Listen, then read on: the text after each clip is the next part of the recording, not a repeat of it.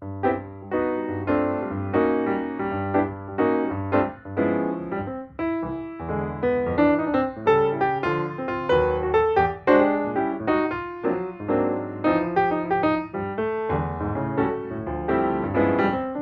everyone, and welcome to Strip Search, the comic strip podcast for January of 2023.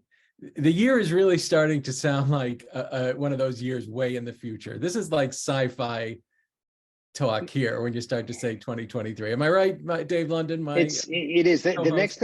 next thing you're gonna know, it's gonna be like Star Trek. We're gonna have these handheld communicators, you know, these computers that can fit in our hand. I mean, let's not go crazy. We're not that far along, but no, it really is nuts. You actually probably are listening to this in February because we're very close to the end of January when we are taping, but we're considering this our January episode. How's the winter treating you so far? So far, it's been pretty mild, I gotta say. Maybe there's something to this global warming because it's like 55 degrees outside and there's like no snow. Yeah, I talked to a colleague of mine who lives in Minnesota. It's not going to get, I think, above -1 there this week. So it is cold somewhere. Well, -1 in Minnesota is like a heat wave for them, though, isn't it? Right, exactly. All they do is bundle up out there. So we are very excited to have everybody here. We're going to be talking to our very special guest, Christopher Weyant, who we will introduce later on. He's a very well-known gag cartoonist, editorial cartoonist, illustrator, and we're looking forward to talking to him. It's kind of a quiet, the middle of the winter is kind of quiet time in the world of cartooning and everything else. But we at our strip, Dave and I do the comic strip Pet Peeves, which you can find at petpeevescomic.com and various other spots around the World Wide Web. We introduced a pretty, I think, a pretty significant plot line, at least as far as cartoonists are concerned. Wouldn't you agree? I do. Tell our viewers about it. Okay, so we decided we would have two of our characters, CJ, who is sort of the patriarch of the family at the center of his strip, and his longtime friend, Wilson, since they are looking for a project to keep them occupied beyond, driving their kids around and doing things around the house. They decided to revive the comic strip they had created for their college newspaper many years before. So we actually have the characters in our comic strip writing and drawing a comic strip. It's very meta. It's very meta, and interestingly enough, maybe it's just coincidence, but you and I actually went to college together and wrote and draw a comic strip. So yes, it's just all tied together. Who knew? It's funny, and it's funny because we did. I mean, what Dave and I did, it actually was more of a, I guess you'd call it a satire.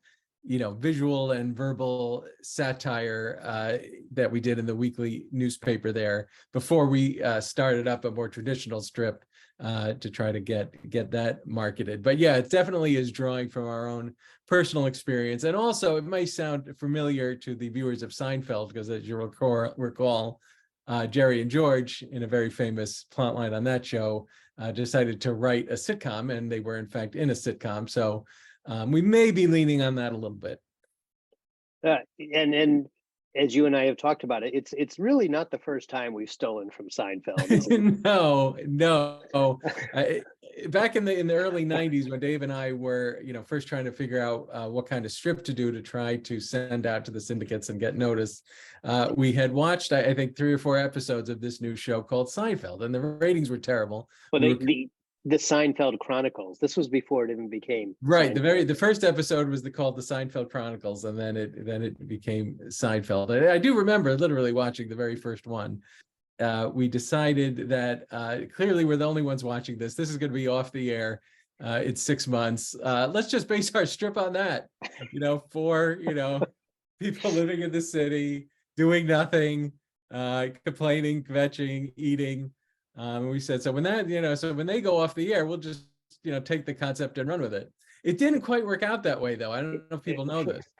But for them or us, they got very famous, and we couldn't sell their strip. But you didn't point out how the not only was it the concept, the Seinfeld concept, but for some reason I decided to draw the characters to kind of look like characters. It was That's just, true. just There was this skinny, blatant, bushy haired guy, the balding guy, the wacky frizzy haired guy. Yeah. blatant ripoff. We probably would have been sued if we actually had got that one off the ground. But Yeah, the friend even had the sort of wacky friend even had a single name. Did not have a first name. As I recall, his name was Loomis after your high school. it was Alma mater. a little homage to my high school. That's right. Yes, yes. So anyway, we'd encourage you to check out petpeevescomic.com if you happen to miss that current plot line and see where it's going. And we're always looking for input. Also, if you want to get it in your inbox, you will find a link there to sign up for our newsletter. And we recently sent one out, sort of an expanded version of our newsletter with all 10 parts of our initial story about them creating that comic strip. So you could read them all in one place. So you should definitely plan to do that. What's going on in the next couple of months in terms of... So since we're on the self-promotion plugging here, we should talk about how Pet Peeves, you and I will be going to a few different comic conventions in and around the New England area. So just to make sure I've got them all. So in April, we've got the Wicked Comic Con in Boston. That is April 22nd weekend. We've got the Kids Con New England on May 13th in Concord, New Hampshire. And if it all works out, we've got June 3rd. Hopefully we'll be at Boston Kids Comic Fest, which is in Boston as well. Yeah, that was the very first Kids Comic Fest, was where we had just been started out with the strip. I think that was one of our very first places that we went to sort of sell books and talk to folks. And they did a fantastic job out there. I'm glad to hear that's coming back. And as we get closer to, we'll plug those events as well on behalf of the promoters. The great, all of them great events. So yeah, excellent, excellent. Well, then, with no further ado, we're going to take a 30-second break and come back with Christopher Weyant, our guest on this week's episode of Strip Search, the Comic Strip Podcast. Hang on, everybody.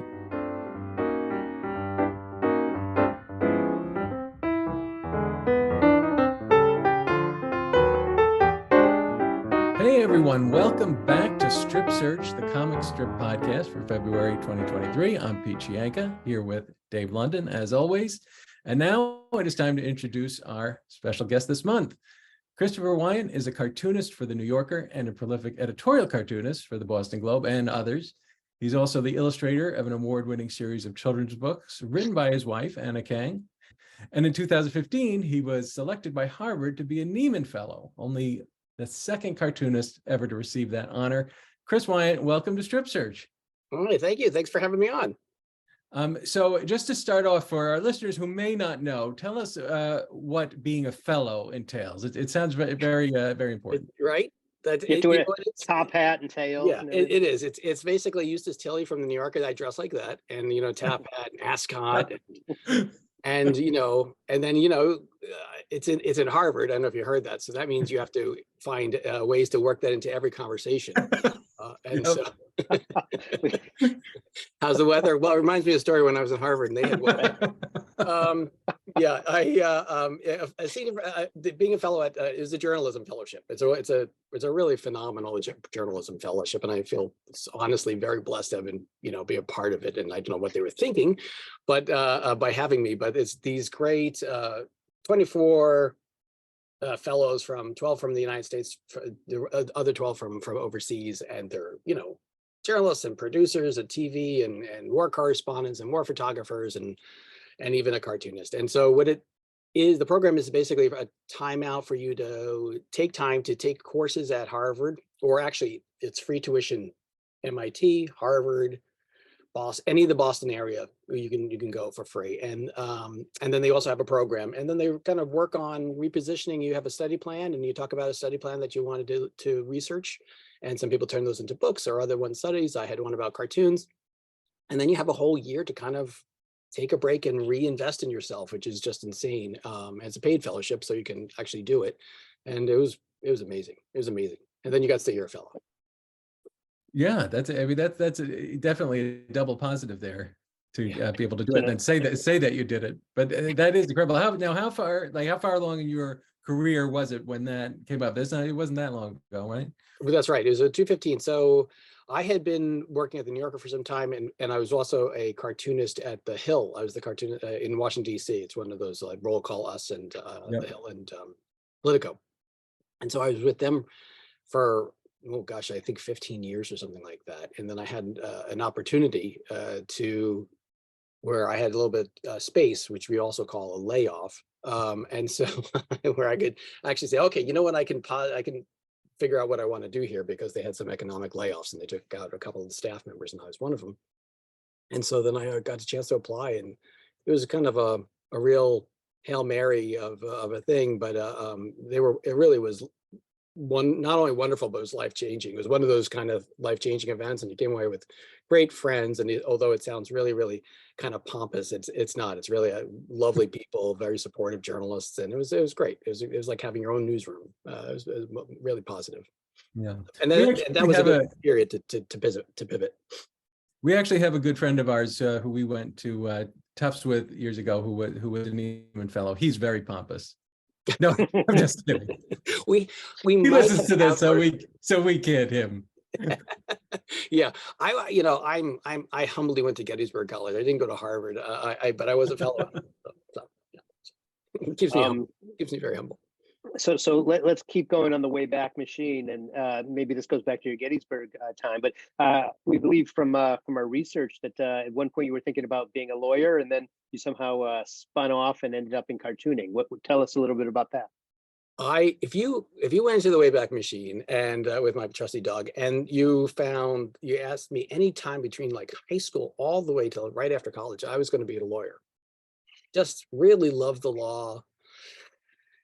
I wanted to be an attorney. It just sounded great. It was also, it was at a time when there's a lot of attorney shows on, although I didn't really watch them, but it was just a good, solid career. And I just loved law. I took constitutional law, which I fell in love with. And then, and I did a semester in Washington at American University, like a semester away. And it was great because I got to see the inner workings of Congress. And that's kind of where I wanted to go. I thought I wanted to be maybe a political consultant, but that was at time when, I think I made a terribly wrong career choice, because political consulting was just becoming lucrative. I would be really, really rich now.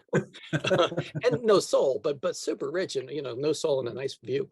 So anyway, I took my LSATs and everything. I was all ready to like apply, and I got a job at a prosecutor's office in New Jersey. And he turned out, ironically, to be a infamous prosecutor who in the end was stealing from was embezzling money, doing huge drug busts, and embezzling money from gas stations, and then went on the run, and then met an untimely end in a motel. It was like this classic bad Jersey story. He was really awful to me, and so it kind of got me off of law. And the more lawyers I met, I realized, oh, that's not my skill set. So I wouldn't have been a very good lawyer. I have a terrible memory. My attention to detail, that's a great, so probably awful. So cartoonist it was. So after that, I went to I wanted to stay in politics. I went into a think tank after that, and that kind of got me on the route where I am now. And what was your original cartooning work like? Where did you get your first breaks in cartooning? I was working at this think tank in New York called the Council on Foreign Relations, which is like, and I was working for the magazine Foreign Affairs. I was really happy there. I was working in advertising for them. And my brother was working on a Westchester County newspaper. And he said, and I always cartooned my whole life, but growing up with my, when I was younger and growing up in New Jersey, becoming a cartoonist was not wasn't a job. It wasn't like now with graphic novels and animation. It was just like, you just don't do that. So even though I cartooned my whole life, I never even thought it could be a career. And an opportunity opened for me to do political cartoons. They were doing an open submit. I submitted, they picked mine. And I can't remember, it was like for $5 a cartoon, or maybe nothing a cartoon.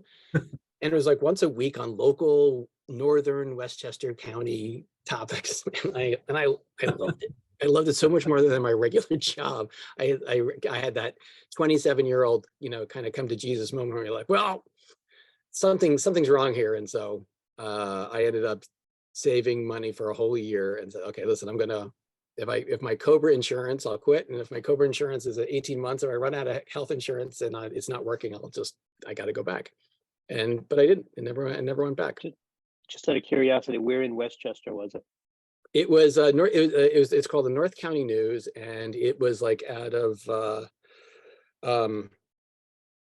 what's the big town up there? Where the Facts of Life are from. Oh, See, that's how I memorize it. I know. Yeah. I didn't. It was like Somers and it was like Yeah, Somers, white north of little north, Poughkeepsie. right, north of White Plains. That Yeah. It was just in the north, and at that time it wasn't like particularly. It hadn't pushed up, so it was just kind of like regular news and stuff, and it was great. And then after that, I worked at like NBC as a cartoon. I had a cartoonship at NBC for a while when the internet was really booming, and they didn't know what to do with their presence. So rather than putting programming on it, they thought they had to come up with content. So they hired me to do it like a cartoonship called Digital Bob, but it kept me afloat. And then when did the New Yorker come into the picture? That's sort of every panel cartoonist, is trying to get in there at one point or another, it seems. Yeah, I had been doing a couple of years worth of the gag cartooning for, and I was doing all kinds of stuff. I was doing strips and stuff and gag cartoons, but I was doing it for smaller magazines, right? One for American Express, and I just was piecing together, usually often with people I knew. My skills that I learned at Foreign Affairs of contacting people really worked out. So I knew how publishing worked, and I could work my way in to make calls and stuff and pitch them. And so I went into the New Yorker. I gave them I had someone I knew, and I said, can I drop off my portfolio? And I did, under Lee Lawrence, who was the old cartoon before Bob Mankoff, who's a phenomenal cartoonist and a great editor too. And really scary in terms of like putting your stuff in there. And so you couldn't meet him. It wasn't like with Bob, you just gave them your portfolio and then you came back a week later and it was slid through the window. Like I've had like high-end deposits that are like less secure. And so anyway, it's like he gave me back a note, which was, great stuff. Like not this time, but like to see more, which I still have that note. And it's just like, and that was it. And I was like, oh, wow. Which is, and luckily all of those cartoons were pre-published, which you would never give them. They don't want pre-published stuff. They want new stuff. So I didn't know. And then it took me a whole year to come up with a batch. Literally a whole year. In that time, Bob Mankoff had come in. And then within a few months, I was lucky enough to, I think a month after I submitted, I got in with my first cartoon. That's great. Which is over there someplace. Yeah. Well, what was it? Can you describe it? I love hearing about people's first New Yorker cartoons. Yeah, it's a big here. We'll pull it right off the wall. It's my family cartoon. It's a large bottle of Prozac, and it says now in holiday strength. I sold it in November. It ran for the holidays. Oh, yeah, timely and everything. Right, but then it's a good Prozac. It tells you what time, because it wasn't Zoloft, it was Prozac. So I was thinking. I want to jump. I'm sort of the guy that asked the process and the technique question. So since you showed us that, can you tell us about really the tools? Tell us about the tools you use, and I'm talking like granular. What paper are you drawing that on? What inks are you using? And then have you made the switch at all to electronic drawing? Yeah, so the paper for roughs and so forth, it's just basically a low-end copy paper. Actually, no, that's not true. It's a high-end copy paper. So like the laser paper, like that, and I'm the guy who goes into, you ever go into Staples and all the reams are open by some schmuck? Well, that's me. I put my finger in all of them, feeling who's got the softest one, the smoothest one, because I want it to be super smooth. And so that's like the sign that I've been there. And I want the laser, so it's the laser highest color quality paper that you can get, just a ream, which is relatively cheap comparatively, but it's so smooth that I use Sakura micron markers, Pigma markers. Yep, they're great, and they slide right across. Like there's no friction to slow your hand down. So if I'm doing a sketch, it's going from kind of my brain to the paper as fast as possible. So you're sketching in ink? Yeah. Okay. Yeah, I sketch in ink, sometimes in paper or in pencil if it's really, really complex. But that's for submission. Then I scan and I put together a PDF for the magazine for my batch each week. When I get an okay, then I go over to 400 series Bristol, and it's Swarthmore, which is really nice. It's 400 or 500, depending on what I can get. There's not that much difference between the two. 500 is a little bit nicer. I still use ink washes, but mine aren't ink; they're actually watercolor. Because with watercolor, you know, the little tablets of watercolor, like the cubes, the dry stuff. Those come in. You know, there's like 50 blacks. You can get a warm black or a cool black. There's so many different colors of black, so you can actually kind of pick I like a cooler black, and so which ink sometimes doesn't give me. And then that's what I use for the finishes. Then I don't, sometimes I'll scan them. I might pull out a little something just in terms of like, you know, if there's some mark on it or something like that. But otherwise it's relatively good to go. And then if I'm doing something for like the globe or something in color, that's what usually I'll do. I'll use color for newsprint or for paper. Then I'll do that in Photoshop for color. The color part will be there. So you'll do the Photoshop color. You won't do a watercolor by hand, is what you're saying. That's right, for those. Like if for my cartoon now, but for my illustrations for children's books, that's all watercolor and color pencil and a variety of other traditional medium. I don't like. I mean, I like the brushes that we get are really phenomenal. Especially in Photoshop, I have like a million brushes, which is a kind of a pain because also I haven't really organized them. They come organized like pens, but you know, like most of them you never need. And I'm that kind of person where like you want that pen, and then that pen all of a sudden takes on personality, and God forbid that pen dies on you, you mourn a little. In the digital world, there's like 1,000 different pens to you know, represent the different things you can get, and it's good. But it's also, I do notice like when I want to do some stuff on tablet, because I think there's some things I can switch over to, and tablet is really great that way. But I do notice at this stage in development, a lot of cartoonists who are just doing their stuff on a tablet it's looking really similar. Because the brushes have an algorithm that can only lay out the mistakes even in the same exact way. And I know exactly what brush you're using the same brush.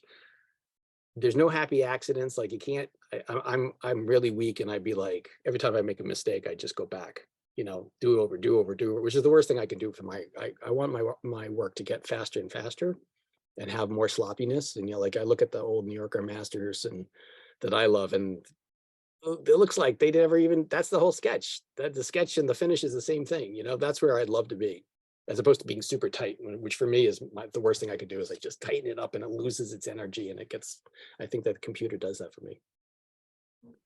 That's a long answer. No, it's an excellent answer. And then I asked you to be granular, so happy you did that. Pete's sitting there with, you know, not knowing what the hell we're talking about. That's right. I'm the writer, he's the artist. So, but I find it fascinating. I love listening to the discussions. So we'll talk a little bit more about the writing then, to get to my area of expertise. So you do two very different types of cartooning in terms of the editorial cartoons that you're used to seeing in the Boston Globe or in a you know, a newspaper, or what used to be a newspaper, maybe now is an online, you know, news source. And gag cartoons that you see in the New Yorker, you know, which you know, have a different sensibility. So how do you, you know, I guess what is the difference in the creative process when you sit down to create either one or the other? I imagine it is kind of a different mindset. It is. It's really kind of they're both cartooning, but they're, you know, they're really different art forms. Like just as a strip is a different art form in its own right, you know. It's a different pacing, and I think it produces like a different effect. I do the work I do for the New Yorker. I do a lot of the kind of like with the New Yorker stuff is all right. So it's about everything: social stuff, relationships, not what I call like non sequitur ish, you know, just anything. It'd be and just sometimes just silly, funny stuff, right? Which is great. And then sometimes there's stuff that's hyper topical, meaning, and we would do that for the daily. I think it was the daily cartoon on the website started with Cypress, and then Danny Shanahan was the second, and I was the third. And so they picked us, or they picked Cypress and me because we do more topical stuff at the New Yorker and have always been that way. And so we used to be the A issue guys, which means you'd be the first slot in the magazine. And that's what the daily cartoon now is. And so so when you're writing them, it's just a different sort of process. I mean, you want to have, for me, the kind of cartoons I write, whether it's for the Globe or whether it's for the New Yorker, they have this in common, that I'm trying to write a cartoon that's an evergreen, that's also hyper topical. Like that's the way that's what I'm shooting for. Whether I get there or not, sometimes it doesn't work and sometimes it does. But the idea is like with a New Yorker cartoon, I can do a cartoon that kind of stands alone as its own gag. But when it's put into the context of the day, it's about gun control. Right. So and I have a lot that, and that's a really fun challenge to present yourself with. Can you get something that really that hits twice? And then also just in terms of the finance of it, that we get royalties. You just don't want to do a lot of things that are just dead, in the water for you. Like, oh, what's that? That's like great, Blagojevich cartoon. Like that's gonna Right. Like that's Cy Vance. He did it again. Anyway, so trying to do that kind of thing is what I do with the New Yorker. And with the Globe, it's pretty much a version of that. It sometimes gets a little broader in its scope, because with the New Yorker cartoon, there is a difference than regular political cartooning in that it's so in the silo. We're talking really to a very highly educated and highly progressive audience that you're more or less, everybody's on board. And so the humor tends to be a little funnier because we can make bigger jumps because we know all the information. I don't have to have the newspaper sitting on the side that says what I'm talking about, just a political cartoon just to keep the audience on board. And then the other part is that it tends not to have the same kind of bite, right? That's the downside. So the New York cartoons that we do for the Daily are very, very funny, often incredibly witty. They can be sharp, but then they don't have that blow, that kind of, they're not as pugilistic as, say, a political cartoon. And I love that, being able to have that other venue, which is you go there with caricature and you're there really to, like a jester, to make fun of the king, to go after someone who's abusing power and to make them look, or them or their position look immoral or silly or ridiculous, and boil it down to its core, saying this, you can, I know you're trying to say this, but let's face it, you're just being mean to the poor. And then, and that's what sits there. And I love that aspect of it. But you sacrifice some of the laugh, I think. They're not as funny as the New Yorker in that way. Did you find there was any material during the Trump era, or basically not much to go on there? Yeah, there's nothing there. There's nothing there. There was a point with the, I mean, he pretty much, we should just cut him checks. It was the problem I think everybody faced, which was like, how do you, make a buffoon look more like a buffoon? And he would just always, and before the deadline, he would always have something else that he would just outrageous, just because he's good at manipulating the media and our attention by constantly getting us to go after that shiny thing. And that shiny thing was just usually something really awful, or, like we have Iron Dome. We're going to have an Iron Dome over the United States soon. That's what he's pitching for his campaign. You're like, oh, who writes this? This is it's amazing. You're going to do, 3,000 square miles by 2,000 square miles of Iron Dome. That's fantastic that you're going to accomplish that. Mexico's going to pay for it. And well, Mexico, of course, or this time Canada. Enough of those people. The Mexicans, they're not going to pay for it. So they'll do the wall. Iron Dome will be for them, for Canada. Yeah. So it was hard to get him to find something. The cartoons tended to be a little bit angrier and a little bit more defiant. And sometimes as we got into his administration, and it felt more and more crazy, and like we were on the other side, and people were really starting to, I think, lose hope about kind of just the respect for our government, let alone whoever the president du jour is. But you can't take apart the whole government and make all institutions look ridiculous or be ridiculous. That's when the timbre changed for what I think a lot of us were doing. And then the responses that we got were completely different than I have ever gotten before. There's a real shift in the responses I got from the readership. From both sides, or specifically people who agreed with what you were doing? The people who don't like it, they don't, they're pretty, I love them. That's what I'm here for. And they just espouse, they just can call me anything they can. And so they're always just mad, and, and they're always also miss the point of the cartoon, which is always my favorite. And then spelled there wrong. But it's the ones who are the people who more people would write to tell you that you stink, because I think that emotion is stronger. And the people who, like me, who like a cartoon, I don't write into cartoonists, go, great cartoon. I just don't, you just kind of silently go, this is great. Maybe I'll cut it out, stick it on my fridge, but for some reason you're not getting involved that way. And we had a lot more people who were appreciative for them not feeling crazy. That was actually the biggest, like the through line, is that how many people would actually thank me for, and it wasn't just me, like I've heard this from a lot of cartoonists. It was thank me for giving me a laugh, or making me know which way is up, or someone speaking out, because it felt like it was just kind of it was just falling apart everywhere. And just have, I think there's a little bit of rebellion in the air by a stupid cartoon, still feels a little freeing or something. I don't know, but we all were getting that kind of feedback, which was nice.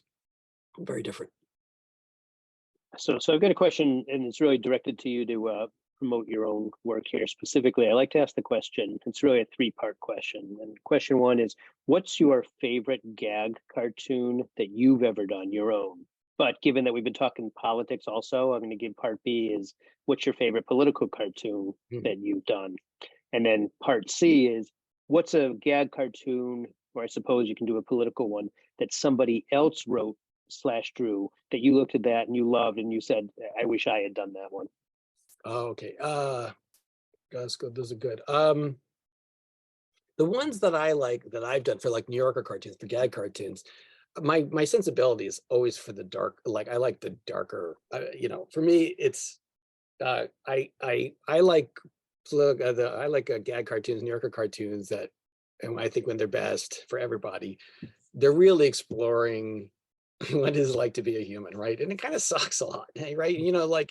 But if you can laugh at it, that's, I think, what we do, right? You help comedy and cartoons help us laugh at the things that aren't going well, and you don't feel so alone, maybe. And so one of this is not that funny a cartoon. It's this old man and this old woman walking, down like Queens. I used to live in Queens at one point in New York, and they're walking down the street, and they just look like, two schmagaggies, and the man says to the woman, sometimes you just have to stop and bitch about the roses. And to me, they just feel like, well, yeah, kind of that's what all I'm doing, just bitching. But when everything's good and you're still bitching about it. Another one, the one that I like, that I think is a better constructed joke, was two guys, having a beer, sitting in a cemetery on the steps of a mausoleum. And the one guy says to the other guy, I never thought I'd have to move back in with my parents. Kind of sad, but lovely. Qualifies as dark, I think. That qualifies as dark. The other, I think with New York, for political cartoons, I can easily say the cartoons that I love, the cartoons I love most, like I think almost every political cartoonist is Pat Oliphant. He's had some, especially during the Reagan years and some into the first Bush 1 years. Just crazy good. Like, it's just powerful. His ink style, his wash, I'm a pretty average artist, and he's just this extraordinary artist, and great with visual metaphors, which you get to use in political cartooning more. And so he did one he has many that are my favorites, but one of them was right after 9/11.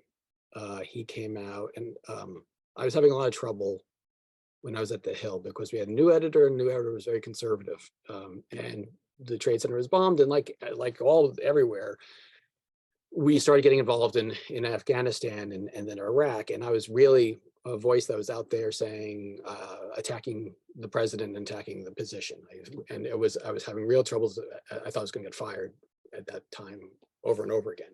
And then he came out with a cartoon which made me feel buoyed, which was it's Uncle Sam. And he has, I think there's a smoke. I think there's a smoke of the towers in the background or something like that. And it's Uncle Sam with his shirt sleeves rolled up in this kind of big classic, Thomas Nast looking Uncle Sam. And he's got this gigantic sword, and there behind him is this little baby. It says civil rights, and he says, "Watch out for the backswing, kid." Right, and that's exactly what happened, because in terms of waterboarding and invasion of privacy and so forth, all the things that we were about to unleash in the investigation to try and stop, or revenge or justice for depending on how you see it, of 9/11. And it was very prescient cartoon for what was about to happen, Yeah. how it was going to be handled. So I thought that was beautiful, and the drawing is like crazy gorgeous, like it's just, it really belongs in a museum. It's just beautiful. So that was my favorite of his. I Um, think, yeah. For mine, it's a little harder. I think I had one on Osama bin Laden. I think it was when we killed Osama bin Laden, and I had something that kind of that was referencing him, which was the United States had killed. We had killed the snake, and little snakes were popping up all over Africa and the Middle East, and basically it was about what Al Qaeda was about to really kind of happen soon, and that was a good one for me. But I hate them all. All the work I do, I know it's hard looking back at the old stuff. yeah, it is. I go through Even if some- other people say it's good, somehow once you Do move on. you guys go through that? That you have you see something, you produce it, you think it's brilliant, you put it in publishing, then you hate it. Then you love it. I can't look at the Drek. Even like a year ago, I look at it and I just there's then I'm sure you have this too. There's some days where like you're drawing and you feel like you're clicking and you're actually liking your drawing. There's Yep. other days where you're actually drawing, and as you're drawing, you're sitting there going, I cannot get this. I hate it. It's coming out terribly, but I'm in the middle of it and I have to get it done, but I still hate it. Right. Yeah, I mean, I torture Dave by coming up with a lot of strips where the characters ride bicycles. Bicycles, horses, oh, nice. Yeah. those are the enemy. Horses and roller skates, you really push this stuff. just really screw them over. Now, in talking about sort of cartoons that come off of sort of sobering real life events, one of your favorite cartoons of mine, and I remember seeing it at the time, was after the Boston Marathon bombing. And this, I think it wasn't a Globe cartoon though. I think it was a New Yorker cartoon. I think it was the father and the daughter wearing Boston jerseys, and the father says, yes, we like the Yankees, but today we're all rooting for Boston. And I thought it was just such a nice, it's so hard to capture that, feeling after an event like that anyway. Yeah. And I just thought that did a really good job of that. I mean, I imagine you've gotten feedback on that. This is nothing new. It's hard to believe it was 10 years ago. Yeah, that was crazy. Yeah, I learned a lot from that cartoon, and thank you. I'm glad you liked it. It was that was one of the ones. So I was the daily cartoonist for the first run. So that was my first round on it, and having been a New Yorker cartoonist, I'm being a political cartoonist, I know what it's like to be, I was doing a deadline for when 9/11, I was on deadline for 9/11. I was literally the first cartoon that came out on 9/11 was mine. It was a piece of shit, but it was mine. I was living in LA at the time for The Hill, and I was on their time. So I was up and I had something penned by, I think before the second tower was down, it was like, it was out, and it was one of these garbagey cartoons, but it's the worst thing that can happen to you, because what do you say during that, and you don't want to be funny, and you don't want to be like, I can't stand these maudlin, kind of, when people die, cartoonists have to do something. It's always somebody dead. Like if I died and somebody did a cartoon of me going to heaven, I just die again. God, just don't put me in hell. With the wings and the halo. Yeah, and the wings, and he says and I've done those. Everybody's done that. You gotta do what you gotta do to get to the next day. But we were on the daily cartoon, and that was one. The daily cartoon at that time, ironically, we had done Cypress. It did very well, and then Shanahan, who's a great cartoonist, he doesn't do topical stuff, and he's a really beautiful artist, but he was doing much more of like a rough sketch to get it out the door, and so the popularity of the daily cartoon as an experiment really plummeted during that time. And so they almost killed it before I had my turn, and then I had my turn, and the numbers were doing okay. And then we did that cartoon for the Boston bombing, and that's why we have the daily cartoon. It was like one of the most widely spread shared cartoons for New Yorker history at the time.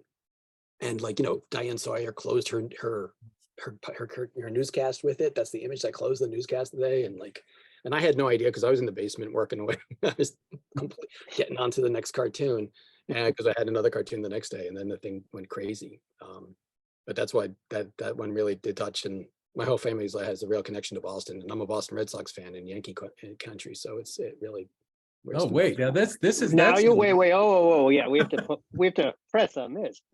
You're from Jersey and you're a Red Sox fan? Yeah. I mean, like this is surprising. Like this is what like a cartoonist would be, right? Because you just can't, especially a political cartoonist. I just can't be a part of any team that have me. So yeah, we're my whole family. My father's mother, my grandparents are from Kennebunkport, and that's where they lived. And we're old school. I mean, we were also we're pre-pennant Sox fans. We're not this, we're the long suffering, and my dad lost a fortune in the 70s betting the neighbors with the Yankees losing every single time. Hey, well, look, I'm a born and bred New Englander, and so I've been suffering with it. I was a little too young in the '75 series, but starting in '78 and Bucky Dent, I've the highs and lows. Pete unfortunately was a Mets fan growing up, but I grew up in New York. With parents who were from the Bronx, so they were Yankee fans. I liked Mr. Met as a kid, so I gravitated towards them. But now I'm married to a long-suffering Red Sox fan. My son is a diehard Red Sox fan, so I've long since given up on any New York ties. Yeah, I see. The thing was the Yankees. I'm such a old fan of the Sox that you always had to have a backup team, because otherwise you weren't watching baseball for the season. Right, so you wanted to watch in October. Right, but like a schmuck, I picked the Mets too, because I couldn't go to the Yankees. So you take the Mets, and then and that didn't really pull anything. But whatever. So that explains why the Globe lets you do cartoons for them. At least you're a Red Sox fan. Exactly. Yeah, no, I love the Sox. I took my dad up there on his 75th birthday and called ahead and tried to pull some, like, pretend I was somebody and is famous, and they got us up in the back and gave him a tour around, and it's like made his day. Oh, that's awesome. Yeah. When Dave Cypress was on the show, he talked about how he had done a Red Sox fan. He got a call from the ownership there to compliment him, and he made the mistake of mentioning on that call that he was a Yankee fan, and he never heard from them again. They were going to get him in the owner's box. Nothing. Smart. Yeah. Sometimes you got to keep your mouth shut. Yeah. And that's the problem with Yankee fans, right? They never keep their mouth shut. We're almost running out of time. I wanted to ask you a little more about the Globe stuff. Mm-hmm. You're still doing mostly national stuff for them, right? As opposed to Boston related topics. How did that relationship start? I had talked with one of the editors that actually approached me because I had done something about what my cartoon study that I had been working on when I was at Nieman Fellow, and was looking at how cartoons really produce, how they pull for your website and for a paper, for the New Yorker and others. They're actually a great way to get people to come in. When people read a cartoon, we were discovering that when they go through a cartoon on the website, they'll actually stay longer, read deeper. It's interesting. Cartoons have a really positive effect if you want to keep your readership on the website.